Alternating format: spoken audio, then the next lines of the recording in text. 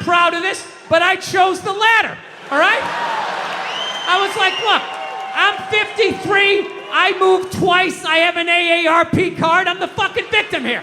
So I stiffen up the shoulder, and then immediately I'm thinking like, okay, this is gonna get crazy. I have never done this with a female before. This is in public, people are gonna see this shit, what's gonna happen, right? But I'm not gonna lie to you, she started closing in, she was moving, so I like leaned in, like I really got my legs underneath me, because she was built like a janitor, and I was not gonna get spun around. I wasn't getting spun around, not having that on the fucking logbook, right? So I leaned into this shit, and at the last second, she turned her shoulder, and we just missed shoulders, but our forearms still slapped together with significant enough force that it warranted a turnaround. Okay? Now, I know most of you guys drive, so I will break down pedestrian etiquette really quickly in New York City. This is the deal. If you're walking down the street in New York, right? You're walking, and if you just sort of brush sleeves with somebody, you don't have to stop. You can just look over your shoulder. Hey, sorry, man. My bad. Have a nice day, right? Then there's the next level. Moves up a little bit. You're walking down the street, you actually bump into somebody, you actually have to turn around. Sorry, didn't see you. Little dojo bow. My bad. Whatever you have to do, my sensei, to keep it from escalating. And then there's the last one. You're just walking down the street and you hit so fucking hard, you gotta turn around and go like old school Dustin Hoffman, De Niro, like, hey, I'm fucking walking here! Huh? I fucking moved twice, you didn't see that? You drifted 2 times? Huh? So I turn around to have this confrontation. And let me tell you something, she never looked back. And I'm not gonna lie to you, that bugged me. That bugged me for like 3 days. 3 days, I'm just walking around New York, just fucking goddamn fucking bullshit. There's no fucking way you didn't do that on purpose. Who does that? Who drifts, you know? And I'm feeling this anger. It's just burning me up, and I know eventually it's gonna settle in my chest, and then one more time it's gonna be, I'm sorry, Dada, I'm sorry. It's like, I can't do this. I can't do this to my daughter, I can't do this to my kids. So I started reading up on anger. Like how to let go of shit, I think is what I Googled. And I found empathy. If you have empathy for somebody, you put yourself in their shoes, you can just, figure out where they're coming from, where you're coming from, you can meet in the middle. So I said, all right, here we go. Let me put myself in her shoes. What would cause somebody to accidentally drift into your lane twice? So I just started throwing shit on the wall. Hey, here we go. Did she have a club foot? No. Did she just have a stroke? Did she have Bell's palsy of her left side? Was she a mummy? Did she have a wooden leg? Was she one of those, those fucking diagonal walkers? You get behind them at the airport, they're walking too slow, you try to go around to the right, they start dragging their suitcase over there. You go over to the left, they're coming back this way, it's like they just got off a ship, and everything was just like, no, cut! Right? And I was still mad. I was still fucking mad. So I said, I don't give a shit. I don't give a fuck. Lied to myself, said I didn't give a fuck, So then I ended up going home. And I'm home and I'm washing the dishes, which is a very Zen-like thing to do. It's like a week later, you wash dishes, you're not thinking of anything. Your brain is empty. And I'm washing the dishes, and then all of a sudden, the answer just came to me. It just floated into my head.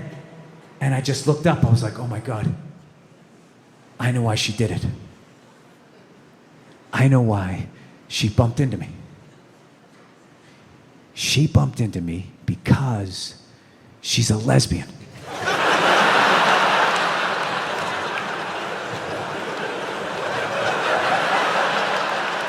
I mean, it was right there. I was like looking 9 miles down the street, looking under shrubs. It was right in front of my face. She did it because she's a lesbian. All right, so judging by most of your silence, I will do this math for you. Come on. Let's have a little empathy here. Put yourself in a lesbian's shoes. All right? Who do lesbians date? Women. Who do they move in with? Women. Who do they get in relationships with? Women. Who do they eventually marry? Women. And I was thinking like, oh my God, I did that. I know what the fuck that's like. I know what it's like to live with one of those fucking things. I know exactly what that's, it's hopeless. Trying to make them happy. Hey, I bought you the shiny thing. Did I do it right? Huh? to take responsibility for their actions. Not going to happen. The best you're going to get is, I'm sorry, but. I know what it's like to be winning a fucking argument. You're winning. And then they turn it around. They're crying. You're apologizing. You're thinking, what the fuck just happened? How am I losing this shit? I had you on the ropes. You feel so dumb. You got to go for a walk. And you're just thinking, how did I lose again? How did I lose again?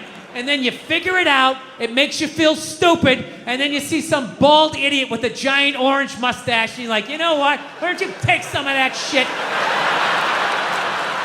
You take some of that fucking anger. Yeah. I feel so stupid that I got mad at that woman. I shouldn't have got mad at her. I should have bought her a beer. And just listened to her troubles and had empathy and be like, yeah, it's not your fault. You married a woman. I did it too. You're not going to win. There's no winning this. Yeah. I'm telling you, if you don't believe me, do a little people watching. Take a look at the look on the average lesbian's face. All right? I don't mean a lesbian in her 20s. She's got a whole life ahead of her. She's got Christmas in her eyes, right? I mean a lesbian about 35, 36, starting to settle into what the deal's gonna be, right? And then look across the bar, find a married guy about the same age. Look at the look on his face. Look at the look on her face. Go back to his face. It's the same fucking look. Yeah. And then look at gay guys.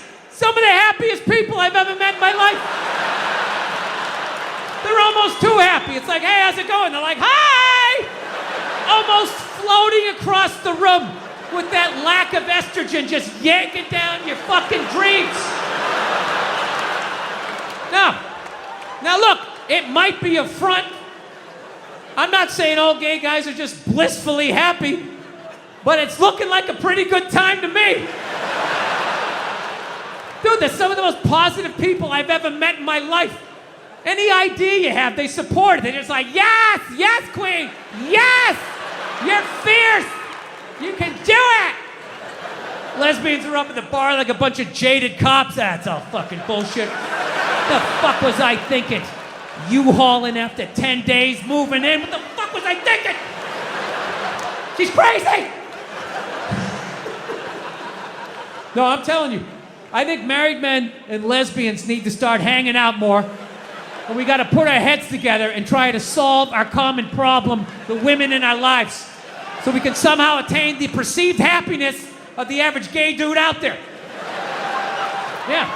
So, if you're believing that shit, I'll give you some advice. If you're going to expand your fucking world of friends, I'll give you some advice. You can't just hang out with any lesbian. All right? You got to make sure you're hanging out with the dude in the relationship. Right? And by dude, I'm not saying she's manly. I'm not being ignorant. By dude, I just mean she's the one that gets blamed for most of the shit. Right? Because no relationship is balanced. Somebody is getting away with more. Somebody's drafting behind the other. It's like a bike race. Somebody else is taking the fucking weather in the face. Right? Somebody else is fucking right behind.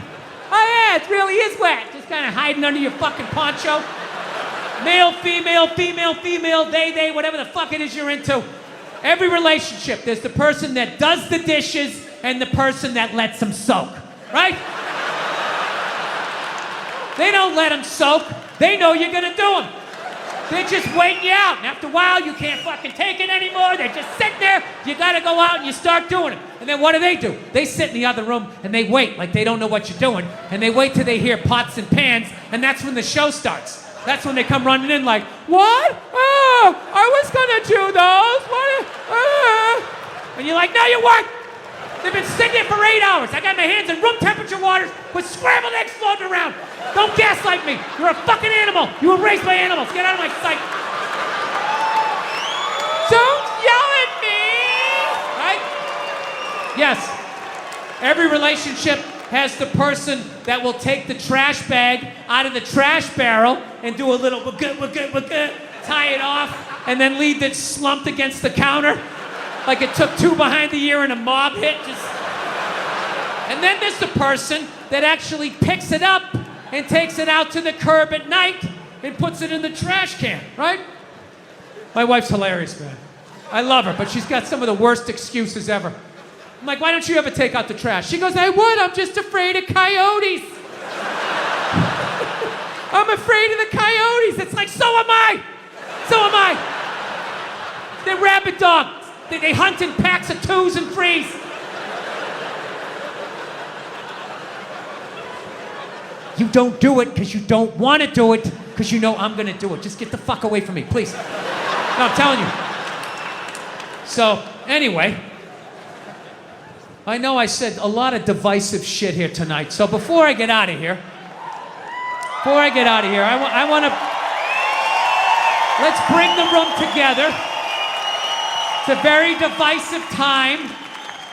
Everyone wants to feel safe. Let's bring and do a nice, normal, mainstream topic so everybody can drive home happy, no fights, all right? Sound good? All right, great. Let's talk abortion. There you go. Everybody has an opinion. It's my body, it's my right. Well, then fucking drive to Arkansas, bitch, right? Everybody has an opinion. As do I. And I apologize that you're going to have to listen to mine. Because I'm going to tell you right now, I have a really weird take on abortion. I'm going to tell you that right from the get-go, okay? I'm 100% pro-choice. Always have been. Ladies, I said it was weird. For the love of God, stop getting in the trunk of the car. Just wait to the end. You're supposed to vet me first. Woo!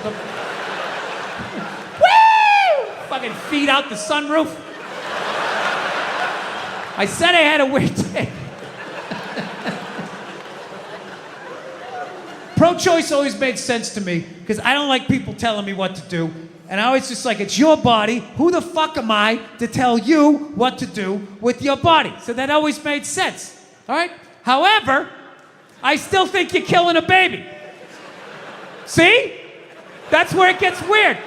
Like, I sit on the fence and the whole thing makes sense to me. Whatever anybody's saying, like, don't tell me what to do. It's my body, my choice. That's right, man. She's right. Leave her the hell alone. Oh, you're killing a baby. Well, I mean, there is that. You know? I mean, you know, if we're going to be honest, that is the whole purpose of the procedure. You know? You're not going in there because you got an earache. You're going in there because you're like, I got a baby in me. Get the fuck out of here. Right? You walk in with a baby. You come out without one. What happened to the baby, right? Something fucking happened. So, pro-choice people are like, well, it's not a life yet. It's not a baby yet. If you do, I don't know what they say, before you do it the first Thursday or the last Tuesday and you spin around one time, they dance between the raindrops. It's not a baby yet. That's what they say, which may or may not be true. I don't know. I'm not a doctor, but I'll tell you, my gut tells me that doesn't make sense. It's not a baby yet. That would be like if I was making a cake and I poured some batter in a pan and I put it in the oven and then 5 minutes later you came by and you grabbed the pan, you threw it across the floor and I went, what the fuck, you just ruined my birthday cake. And then you were like, well, that wasn't a cake yet. It's like, well, it would have been. If you didn't do what you just did, there would have been a cake in 50 minutes. Something happened to that cake, you cake murdering son of a bitch. Right? Now, before all you pro-life people get excited, I think it's great you're killing your babies. It's fantastic. Help Mother Nature out. There's too many of us. It's been 130 degrees out. Animals are going extinct. There's plastic in the fucking ocean. We don't need any more fucking people. And especially, you know, if you're honest with yourself, have you done anything great with your life? Is the person you're banging doing anything great? The answer to both of those questions is no. What are the odds you're going to make a great person? I'm not saying you're going to make a bad person. You're just going to make another person that doesn't go when the light turns green because they're staring at their fucking phone. All right, I'm out of time. You guys were awesome. Thank you so much.